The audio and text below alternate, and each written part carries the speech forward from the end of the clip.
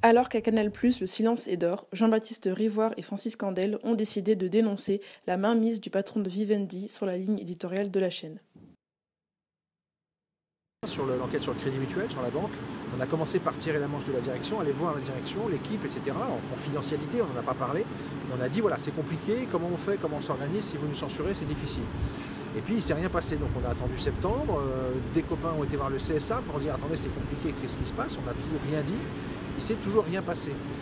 Moi je me suis dit bah, je vais peut-être essayer d'aller au comité d'entreprise pour alerter la direction sur ce risque pour l'entreprise de censurer l'investigation.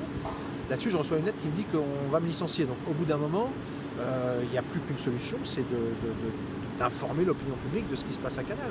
C'est quand même une chaîne qui fait partie d'une certaine façon, même si elle est payante, du système démocratique français, de la liberté de ton. Donc voilà, après 4 mois de combat en interne, si on n'obtient strictement rien, bon bah voilà, je vois pas pourquoi je parlerai pas.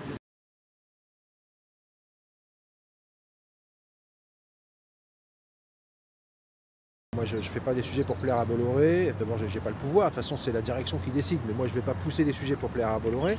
Et je ne vais pas non plus me censurer parce que c'est les banques et que ça va déplaire à Bolloré. On ne bosse pas comme ça. On se demande qu'est-ce qui est intéressant dans l'époque, qu'est-ce qui est intéressant pour éclairer les citoyens. Après, ça passe pas. Actuellement, ça passe pas. Donc on est bloqué, on est quasiment en chômage technique. Donc à partir de là, soit on peut rester en chômage technique des années en attendant que ça se passe, soit on peut se dire bon bah nos bonnes idées vont partir ailleurs, on va aller proposer ça à d'autres chaînes. Mais voilà, on ne peut pas bosser en investigation avec un type qui dit il ne faut pas embêter mes partenaires, mais je ne vous en donne pas la liste. C'est juste ma page Facebook de Spécial Investigation, ils disent ah ça vous le faites parce que ça ne dérange pas Bolloré, ou alors au lieu d'embêter Poutine, vous feriez mieux d'enquêter sur les fortunes de Bolloré en Afrique.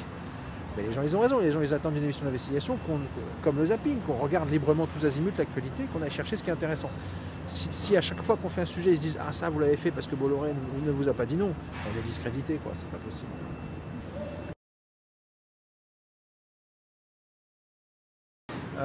Ils ont voulu me mettre la pression. Alors en fait, ils m'ont fait cette tête pour me convoquer pour un licenciement, pour me mettre la pression.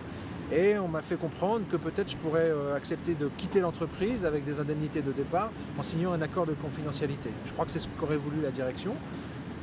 Moi, j'ai pas voulu faire ça, donc du coup, ils étaient très embêtés parce qu'en fait, la convocation pour l'entretien, ils n'avaient pas de reproche à me faire en fait. À part que je m'étais syndiqué, mais ça, c'est pas interdit. Donc si on met la pression sur quelqu'un parce qu'il se syndique, c'est juste totalement illégal. Donc ils étaient coincés. Donc du coup, ils ont annulé la convocation après coup parce que moi, j'avais pas accepté de rentrer dans leur magouille d'avoir un chèque et de notaire.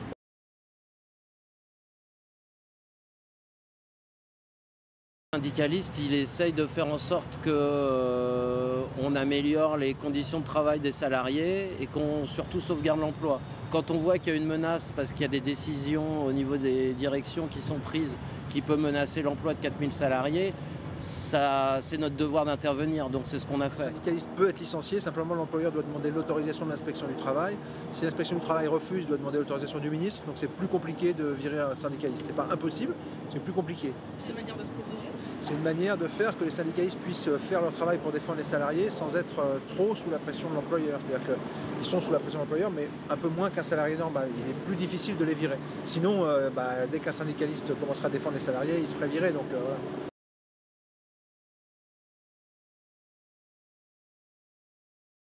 Donc on parle là de très hauts cadres à qui on a proposé de très fortes indemnités pour qu'ils partent. Et que, évidemment, en échange, on leur a fait signer une clause de confidentialité qui, d'après moi, n'est pas très légale, mais ils ont accepté de jouer le jeu.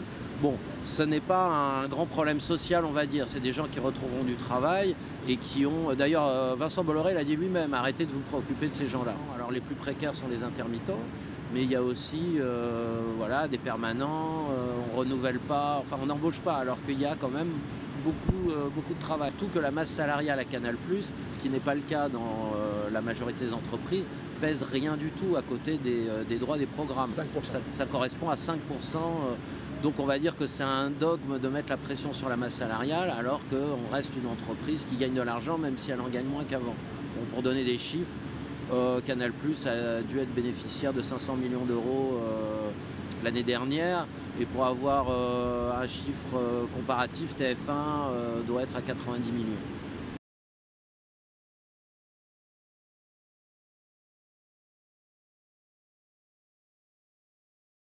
Que moi moi je dirais un peu méchamment que le Canard, il a un peu surfé sur cette vague-là. Il n'a rien annoncé de nouveau. Une liste de 5 personnes, dont 4 sont déjà très connues. Bon, c'est pas une liste noire, ça veut rien dire. La liste noire, moi je dirais, c'est plutôt les 4000 salariés permanents qui se demandent ce qu'ils vont devenir.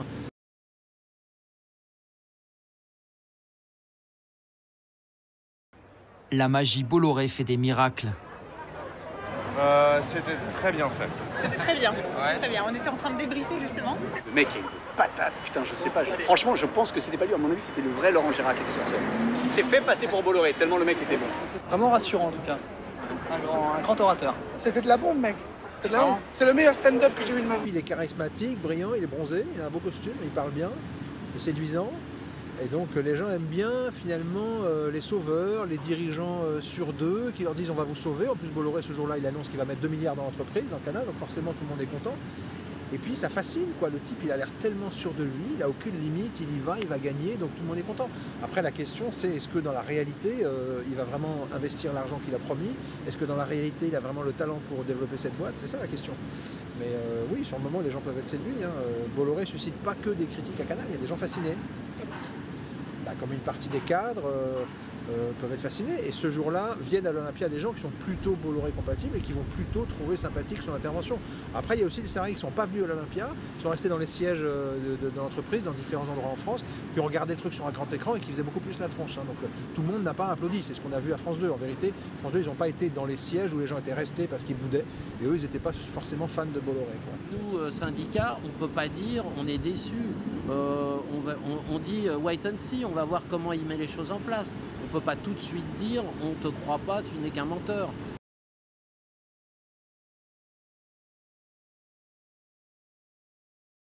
Voir ce que Canal est prêt à accepter. Il faut savoir que les producteurs, ils font bosser des jeunes journalistes sans... Enfin, il n'y a pas d'argent, c'est-à-dire que Canal ne paye rien pour que les projets soient écrits. Donc pendant des semaines, il y a des jeunes journalistes qui écrivent des projets en espérant que Canal l'accepte. Donc ils nous disent au minimum, dites-nous un peu ce que vous êtes prêt à accepter comme investigation.